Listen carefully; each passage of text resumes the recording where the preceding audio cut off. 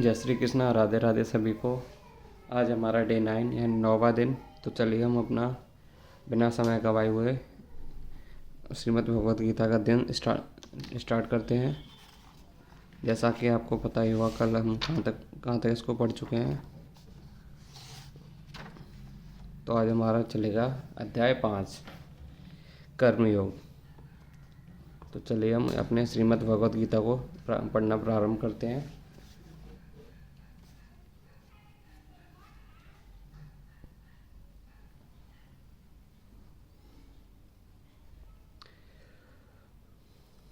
अर्जुन ने कहा, हे कृष्ण, पहले आप मुझे कर्म त्यागने के लिए कहते हैं और फिर भक्तिपूर्वक कर्म करने का आदेश देते हैं। क्या आप अब कृपा करके निश्चित रूप से मुझे बताएंगे कि इन दोनों में कौन सा लाभप्रद है? भगवद गीता के इस 5वें अध्याय में भगवान बताते हैं कि भक्तिपूर्वक किया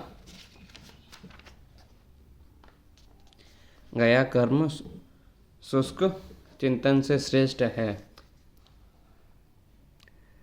भक्ति पथ पर अधिक सुगम है, क्योंकि दिव्य स्वरूपा भक्ति मनुष्य का कर्म बंधन से मुक्त करती है। 2वें अध्याय में आत्मा तथा उसके शरीर बंधन का सामान्य ज्ञान बतलाया गया है।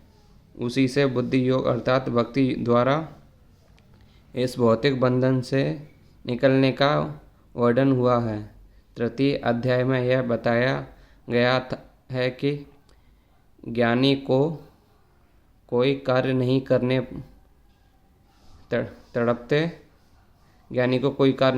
पड़ते।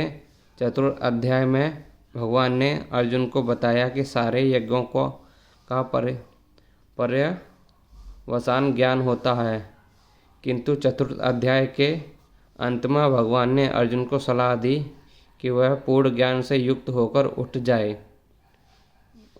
करके युद्ध करे। अतः इस प्रकार ही एक ही साथ भक्ति में कर्म तथा ज्ञान युक्त अकर्म की महत्वता पर बल देते हुए कृष्ण ने अर्जुन के संकल्प को भ्रमित कर दिया।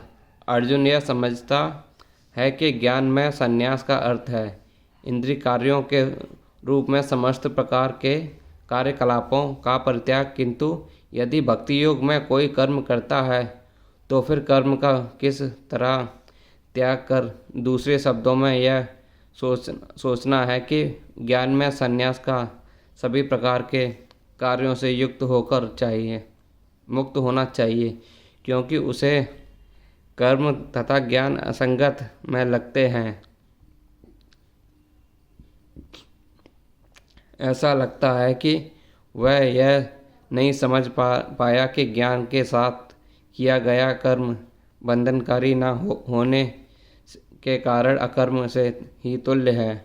अतः वह पूछता है कि वह सब प्रकार के कर्म त्याग दे या पूर्ण ज्ञान से मुक्त होकर कर्म करे। श्री भगवान कहते हैं, श्री भगवान ने उत्तर दिया, मुक्ति के लिए तो कर्म का परित्याग तथा भक्ति में कर्मयोग दोनों ही उत्तम है, किंतु इन दोनों में से कर्म का परित्याग भक्ति युक्त का कर्म श्रेष्ठ है। सकाम कर्म इंद्रिय तृप्ति में लगना ही भावबंधन का कारण है। जब तक मनुष्य शारीरिक सुख का स्तर बढ़ाने का उद्देश्य से कर्म करता रहता है, तब तक वह विभिन्न प्रकार से शरीरों में देहांतर करते हुए भवबंधन को बनाने रखता है। इसकी पुष्टि भगवत इस प्रकार हुई है।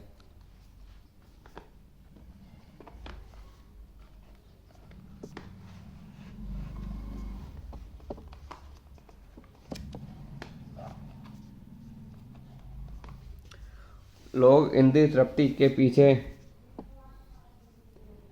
मत हैं। ये नहीं जानते कि उनका क्लेशों से युक्त यह शरीर उनके विगत सकाम कर्मों का फल है। यद्यपि यह शरीर नाशवान है, किंतु यह नाना प्रकार के कष्ट देता है। अतः इंद्रिय तृप्ति के लिए कर्म करना श्रेयक नहीं है। जब तक मनुष्य अपने असली स्वरूप के विषय में जिज्ञासा नहीं करता, उसका जीवन व्यर्थ रहता है। और जब तक वह अपने स्वरूप को नहीं जान लेता, तब तक जो इंद्रिय तृप्ति के लिए सकाम कर्म करना पड़ता है, और जब तक वह इंद्रिय तृप्ति की इस चेतना से में फंसा रहता है, तब तक उसका देहांतर होता रहता है। भले ही उसका मन सकाम कर्मों में व्यर्थ रहे और अज्ञान द्वारा प्रभावित हो, किंतु उसे वासुदेव की भक्ति के प्रति प्रेम उत्पन्न करना चाहिए। केवल तभी वह भवबंधन से छूटने का अवसर प्राप्त कर सकता है। अतः यह ज्ञान ही कि वह आत्मा है, यह शरीर नहीं, मुक्ति के लिए पर्याप्त नहीं। जीवात्मा के स्तर पर मनुष्य को कर्म करना होगा, अन्यथा भवबंधन से उबरने का कोई अन्य उपाय नहीं है। किंतु कृष्ण भावना भावित होकर कर्म करना सकाम कर्म नहीं है। पूर्ण ज्ञान से युक्त होकर किए गए कर्म वास्तविक ज्ञान को बढ़ाने वाले हैं। बिना कृष्ण भावनामृत के केवल कर्मों का परित्याग से बद्धजीव का हृदय शुद्ध नहीं होता। जब तक हृदय शुद्ध नहीं होता, तब तक सकाम कर्म करना पड़ेगा।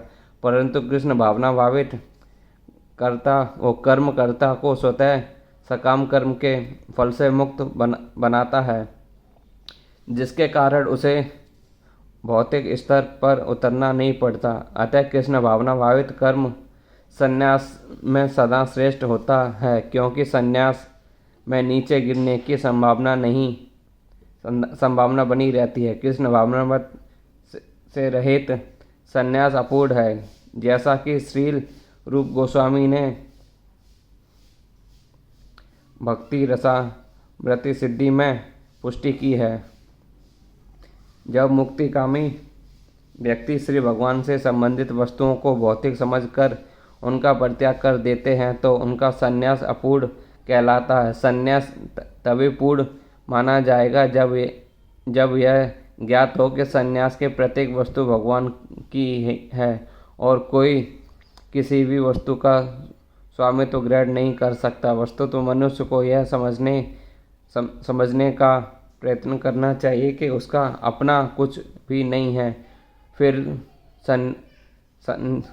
संन्यास का प्रश्न ही कहाँ उठता है। जो व्यक्ति यह समझता है कि संपत्ति कृष्ण की है, वह नित्य सन्यासी है। प्रत्येक वस्तु कृष्ण की है, अतः उसका उपयोग कृष्ण के लिए किया जाना चाहिए। कृष्ण भावना भावित होकर इस प्रकार का पूर्ण कार्य करना मायावादी सन्यासी के कृत्रिम वैराग्य से उत्तम है।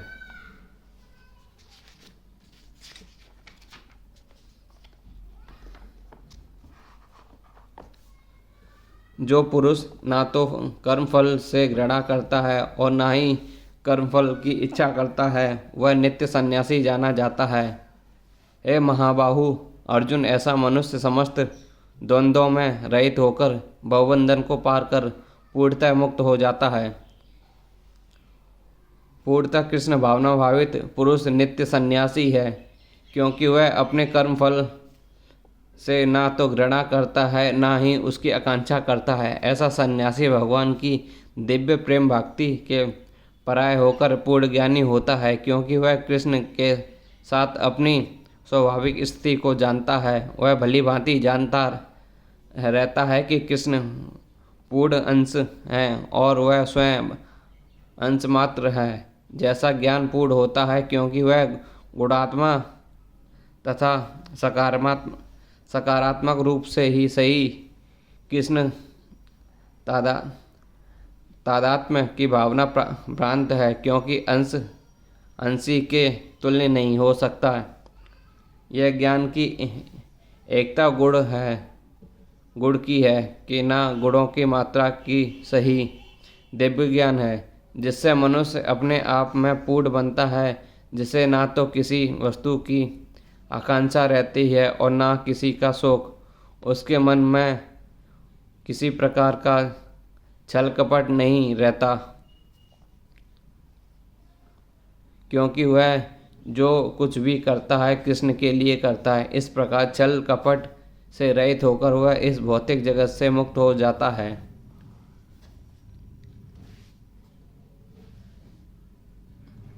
अज्ञानी ही भक्ति कर्मयोग को भौतिक जगत के विश्लेषणात्मक अध्ययन सांख्य से भिन्न कहते हैं। जो वस्तुस्थ ज्ञानी है वे कहते हैं कि जो इनमें से किसी एक मार्ग का भली भांति अनुसरण करता है वह दोनों के फल प्राप्त कर लेता है। भौतिक जगत के विश्लेषणात्मक अध्ययन सांख्य का उद्देश्य आत्मा को प्राप्त करना है। भौतिक जगत की आत्मा विष्णु या परमात्मा है। भगवान की भक्ति का अर्थ परमात्मा की सेवा। एक विधि से वृक्ष की जड़ खोजी जाती है और दूसरी विधि से उसको सींचा जाता है। सांख्यात दर्शन का वास्तविक छात्र जगत के मूल अर्थात विष्णु को ढूंढता है और फिर पूर्ण ज्ञान समेत अपने को भगवान की सेवा में लगा देता है। अतः जो चरम उद्देश्य को नहीं जानता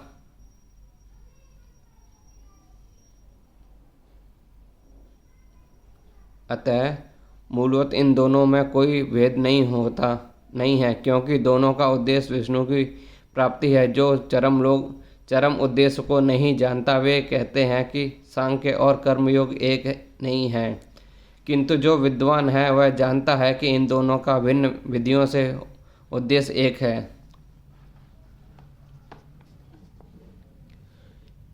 जो यह जानता है कि विश्लेषणात्मक अध्ययन द्वारा प्राय स्थान भक्ति द्वारा भी प्राप्त की जा सकता है और इस तरह जो सांख्य योग तथा भक्ति योग को एकमात्र देखते हैं वही वस्तु का यथास्वरूप में देखता है।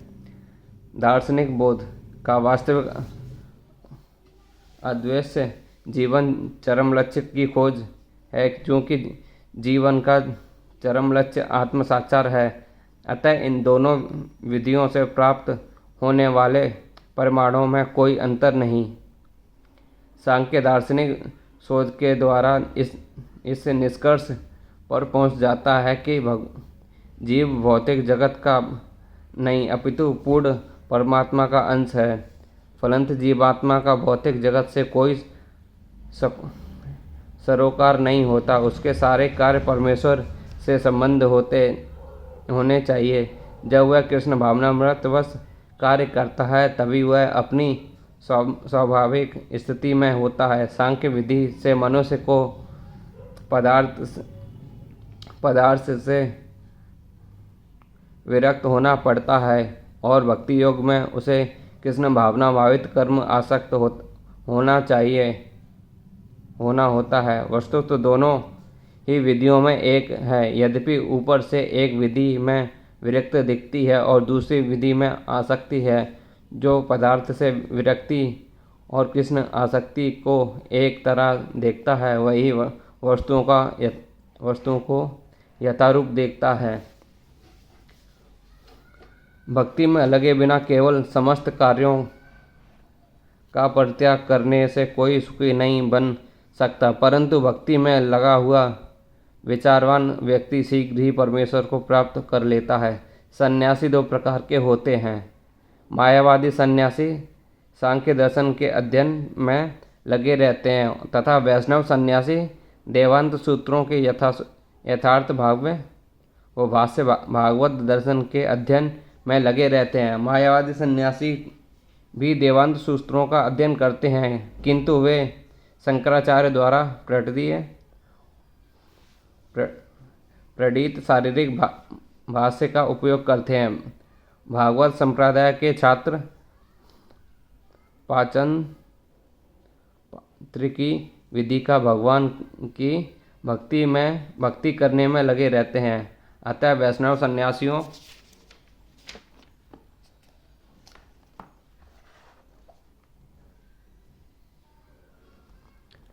को भगवान की दिव्य सेवा के लिए अनेक प्रकार के कार्य करने होते हैं। उन्हें भौतिक कार्यों से कोई सरोकार नहीं रहता, किंतु तो भी वे भगवान की भक्ति में नाना प्रकार के कार्य करते हैं। किंतु मायावादी सन्यासी जो संख्या तथा देवांत के अध्ययन एवं चिंतन में लगे रहते हैं,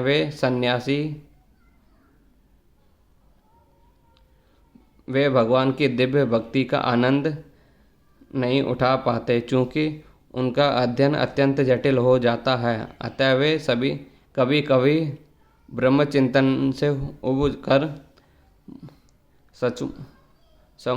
समुचित बोध के बिना ही भगवान की शरण ग्रहण करते हैं। फलस्वरूप श्रीमद् भागवत का भी अध्ययन करने के लिए कष्टकर होता है।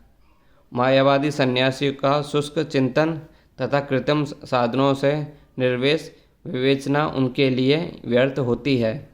भक्ति में लगे हुए वैष्णव सन्यासी अपने दिव्य कर्मों को करते हुए प्रसन्न रहते हैं और वे यह भी निश्चित रहता है कि वे भगवत धाम को प्राप्त होंगे। मायावादी सन्यासी कभी कभी आत्म साक्षात्कार के पथ से नीचे गिर जाते हैं और फिर वे समाज सेवा, परोपकार जैसी भौतिक कर्म में प्रवृत्त होते हैं। अतः निष्कर्ष यह निकला है कि कृष्ण भावनामृत के कार्यों में लगे रहने वाले लोग ब्रह्म विषयक साधारण चिंतन में लगे सन्यासी में श्रेष्ठ हैं, यद्यपि वे अनेक जन्मों के बाद कृष्ण भावना भावित हो जाते हैं।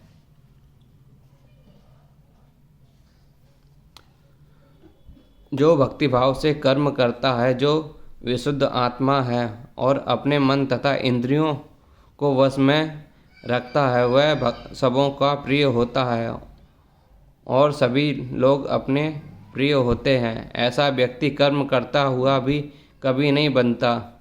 जो कृष्ण भावनामृत के कारण मुक्ति पथ पर है और प्रत्येक जीव को प्रिय होता है और प्रत्येक जीव उसके लिए प्यारा है, कृष्ण भावनामृत के कारण वह होता है।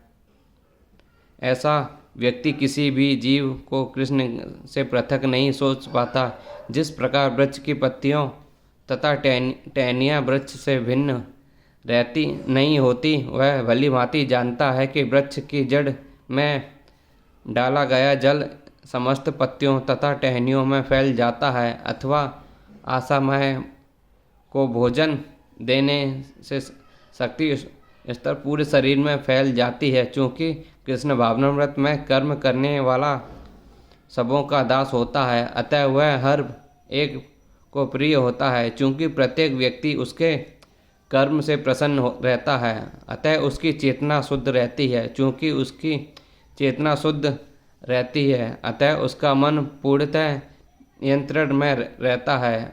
मन के नियंत्रण होने से उसकी इंद्रियां संयमित रहती हैं। चूँकि उसका मन सदैव कृष्ण में स्थिर रहता है, अतः उसके विचलित होने का प्रश्न ही नहीं उठता, ना ही उसे कृष्ण से संबंध कथाओं के अतिरिक्त अन्य कार्यों में अपनी इंद्रियों लगाने का अवसर मिलता है। वह कृष्ण कथा के अतिरिक्त और कुछ नहीं सुनना चाहता। वह कृष्ण को अर्पित किए हुए भोजन के अतिरिक्त अन्य कुछ नहीं खाना चाहता और न ऐसे किसी स्थान पर जाने की इच्छा रखता जहाँ कृष्ण तथा संबंधी कार्य न होता हो, अतः उसकी इंद्रियां वश में रहती हैं। ऐसा व्यक्ति जिसकी इंद्रियां संयमित हो, वह किसी के प्रति अपराध नहीं कर सकता। इस पर कोई यह प्रश्न नहीं कर सकता तो फिर अर्जुन अन्यों के प्रति युद्ध में आक्रमण क्यों था? क्या वह कृष्ण भावनावाहित नहीं था? वस्तुतः में अर्जुन के ऊपर से ही आक्रमण था, क्योंकि जैसा कि द्वितीय अध्याय में बताया जा चुका है कि आत्मा के अवदय होने के कारण युद्ध भूमि में एकत्र हुए सारे व्यक्ति अपने अपने स्वरूप में जीवित बने रहेंगे। अतः आध्यात्मिक दृष्टि से कुरुक्षेत्र की युद्ध भूमि में कोई मारा नहीं गया। वह वहाँ पर स्थित कृष्ण की आज्ञा से केवल उनके वस्त्र बदल दिए गए। अतः अर्जुन कुरुक्षेत्र की युद्ध भूमि में युद्ध करता हुआ भी वस्तुतः तो युद्ध नहीं कर रहा था। वह तो पूर्ण कृष्ण भावनामृत में कृष्ण के आदेश का पालन मात्र कर रहा था। ऐसा व्यक्ति कभी कर्म बंधन से नहीं बनता।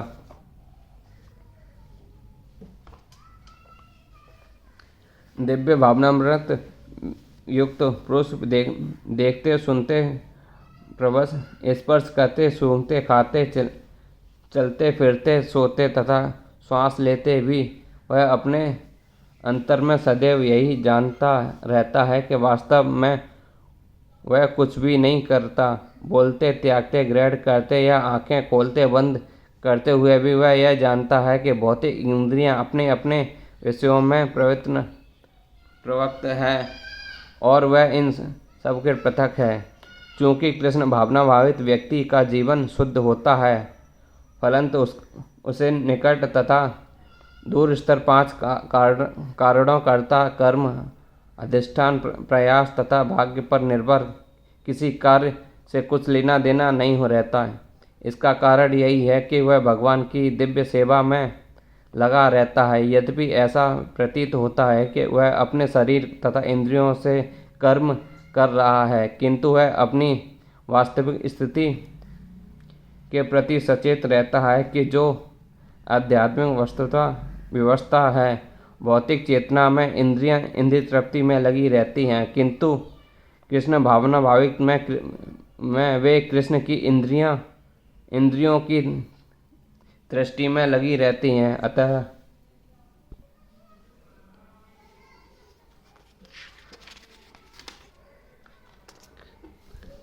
कृष्ण भावना भावित व्यक्ति सदा मुक्त रहता है, भले ही वह ऊपर से भौतिक कार्यों में लगा हुआ दिखाई पड़े। देखने तथा सुनने के कार्य ज्ञानेंद्रियों के कर्म हैं, जबकि चलना बोलना मल त्यागना आदि कर्मेंद्रियों के कार्य हैं। कृष्ण भावना भावित व्यक्ति कभी भी इंद्रियों के कार्य में प्रभावित नहीं होता। वह भगवत सेवा के अतिरिक्त कोई दूसरा कार्य नहीं कर सकता, क्योंकि उसे ज्ञात है कि वह भगवान का शाश्वत दास है। जो व्यक्ति कर्म फल को परमेश्वर को समर्पित करके आसक्ति रहित होकर अपना कर्म करता है, वह पाप कर्मों से उसी प्रकार अप्रभावित रहता है जिस प्रकार कमलपत्र जल से अमृत से रहता है। यहाँ पर ब्राह्मणी का अर्थ है कृष्ण भावनामृत में है। यह भौतिक जगत की प्रकृति के 3 गुणों के संग्रह में अभिव्यक्त है, जिसे प्रधान की संज्ञा दी जाती है। देव मंत्र सर्वे होत्र ब्रह्मा मांडक्य उपनिषद।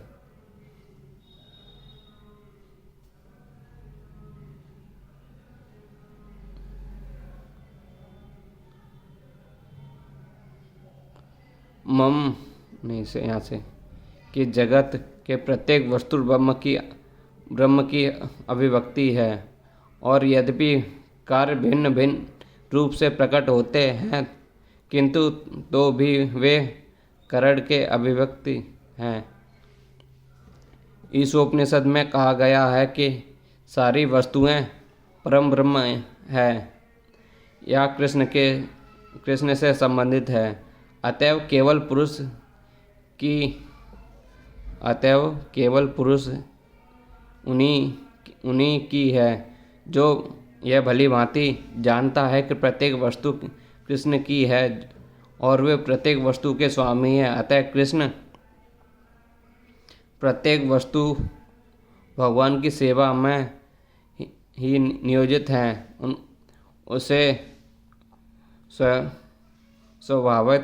शुभ अशुभ कर्मफल से कोई प्रयोजन नहीं रहता। यहाँ तक कि विशेष प्रकार का कर्म संपन्न करने के लिए भगवान द्वारा प्रदत्त मनुष्य का शरीर कृष्ण भावनामृत में संलग्न किया जा सकता है, तब यह पाप कर्मों के कलमश वैसे ही परे रहता है जैसे कि कमलपत्र जल में रहकर भी भीगता नहीं। भगवान गीता में भी कहते हैं, संपूर्ण कर्मों का मुझे कृष्ण को समर्पित करो। तात्पर्य यह कृष्ण भावनामृत विहीन पुरुष शरीर एवं इंद्रियों को अपना स्वरूप समझकर कर्म करता है, किंतु कृष्ण भावना भावित यह समझकर कर्म करता है कि यह देह कृष्ण की संपत्ति है, अतः इसे कृष्ण की सेवा में प्रवृत्त होना चाहिए।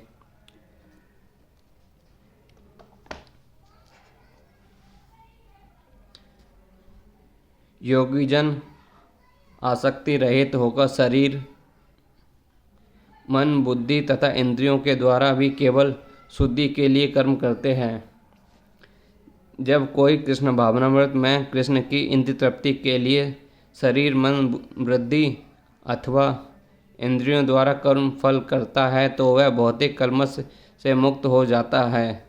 कृष्ण भावना भावित व्यक्ति के कार्यों से कोई भौतिक फल प्रकट नहीं होता, अतः सामान्य रूप से सदाचार कहे जाने वाला शुद्ध कर्म कृष्ण भावनामृत में रहते हुए सरलता से संपन्न किए जा सकता है।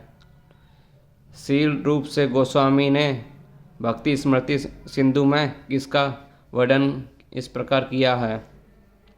अपने शरीर, मन, बुद्धि तथा वाणी से कृष्ण भावनामृत में कर्म करता हुआ कृष्ण सेवा में व्यक्ति इस संसार में भी मुक्त रहता है, भले ही वह तथाकथित अनेक भौतिक कर्मकलापों में व्यर्थ क्यों न रहे।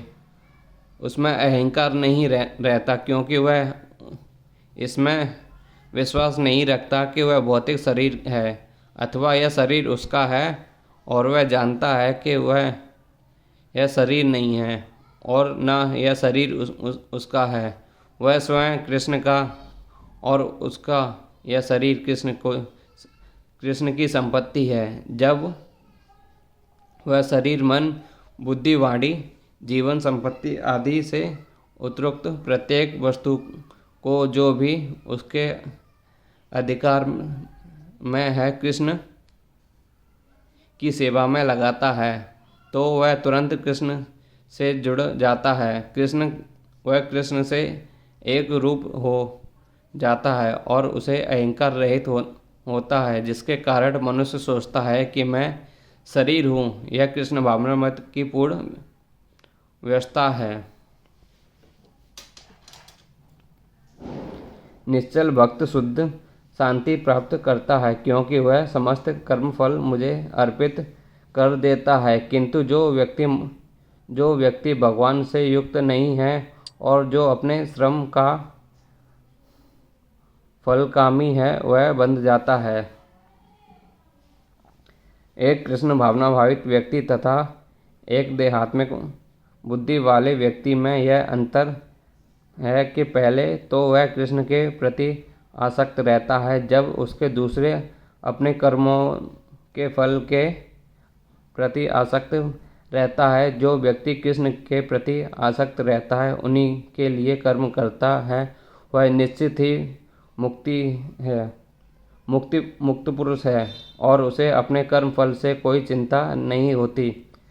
भागवत में किसी कर्म के फल की चिंता का कारण परम सत्य का ज्ञान के बिना द्वैतभात